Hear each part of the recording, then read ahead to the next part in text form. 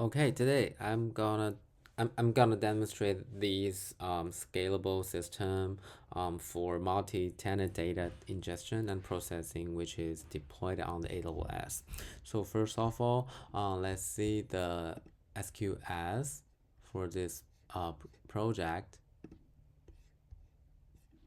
We see our queue named the log processing queue, and so now the message is flag 0 because we didn't send the request in it. And about the monitors, that is the historically we used in this case. So so that is the main part of the SQS. And back to the DynamoDB. Well, our table is called the process logs, which is solve some problem or solve some request from our servers. So first of all, we can see the design uh, of this request is the tenant slash tenants ID slash process log slash log ID. So we just separated the each log ID by this structure of the request URL, and then we put them all together in the same tables, just like this. Yes, so just like this. And then let's use so I have already written some script to test it, so we can just quickly call it. So first of all, we can check the status of the AWS server is healthy, and the response time is about 3000 milliseconds. And in the second part, so for the JSON ingestion, we can see that what we get if we request some informations or some data on it, and that is the response. And for the third part, if we have the txt versions ingestion, we also can solve it in the same result or the same type of the result.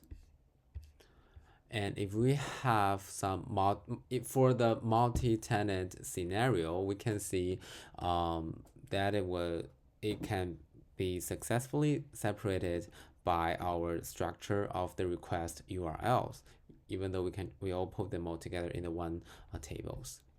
And so that is when we have the concurrent request, there are about 400 to 500 milliseconds for each request. Okay, so that is for the quickly test for the live URL. And then for the next part, let me talk about. Okay, let me go back to the DynamoDB part.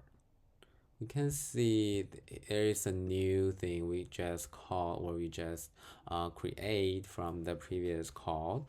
So that is here is a store key, and that is partition key. We use this partition key to can successfully separate them the tenant with each other, even in the one table. So why I choose this one, because maybe we have another solutions is that we separate the users, or we separate the users in the different tables. It can physically solve this problem, but it will raise or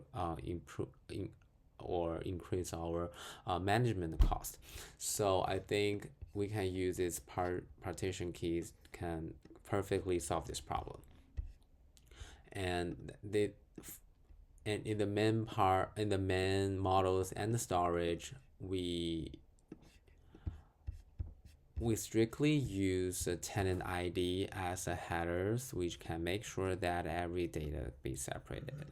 So you can see the tenant ID, that is an important part of the request head, and also each models contain this tenant ID, and the storage part also uses tenant ID as the important key in each situation.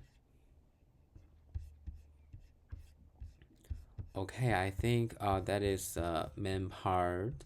So to summary, what I have demonstrated is about the cloud infrastructure, about SQS, Lambda, ECS, and DynamoDB, and about the API response, and how and I just explained the why I choose these solutions to solve the isolation problems. Thank you for your time.